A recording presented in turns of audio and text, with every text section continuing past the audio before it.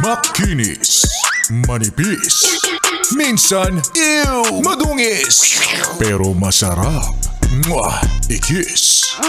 Sexy time na. Sexy Mega!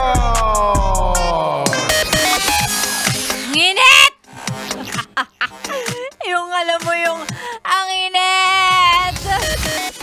Kaya naman sinasabi ko sa'yo, yes friend, kung naghahanap ka na lang din ng dahilan para pumasok sa trabaho, lalong-lalo na kung ang opisina nyo ay aircon, ay ang sagot, oo, pumasok ka na. Kesa nasa bahay ka lang, nagmamantika ka dyan, pinagpapawisan niyang alak-alakan, singit at kilikili mo, pumasok ka na lang dahil mainit.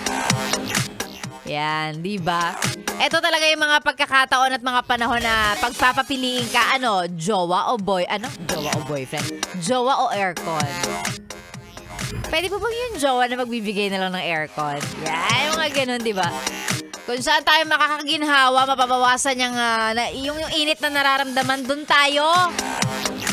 Grabe, lakad ka lang ng sandali dyan sa labas. Tagaktak kagad yung pawis. Amoy araw ka kagad. Yung anit mo, ang init.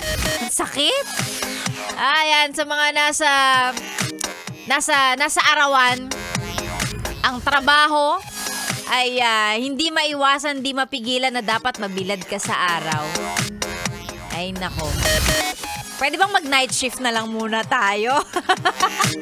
By the way, dumaan sa feed ko, marami-raming mga schools, private and public schools sa Maynila ang nag-cancel ng face-to-face classes. Dahil nga, mainit. Dumaan sa feed ko yung balita na yan. So kapag kayang mga anak nyo ay nagsabi na papasok daw sila, tanungin nyo nga ulit. Baka hindi sa school ang punta, ha? Dumaan sa feed ko yun eh. Nag-cancel ng face-to-face classes lang naman dahil nga sa init ng panahon, no? Mas mabuting sa bahay na lang muna. Hybrid na lang muna tayo. Grabe talaga maka-princess, Disney princess treatment naman.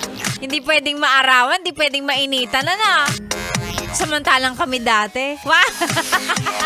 Ayoko tuloy. Baka sabihin nyo, matanda na ako. Si Sexy Mega po ang niyong kasama sa mga bilad sa arawan sa mga oras na to. Hindi mapipigilan, hindi maiiwasang mainitan. Lagi kong paalala, araw-araw na lang yan. Stay hydrated. Inom ng tubig. Ayan, inom ng tubig, B. And of course, si Sexy Mega po ang niyong kasama ngayong beautiful Wednesday morning. Tuloy-tuloy hanggang mamayang tanghali. Kung saan tirik na tirik ang araw, yan, hanggang mamaya tayo magkakasama. Para sa mga pa-shut-up nang mabati natin, ma-shut-up natin yung mga yes friend natin, go ahead and send those shut-ups sa ating Facebook page, Yes FM Manila.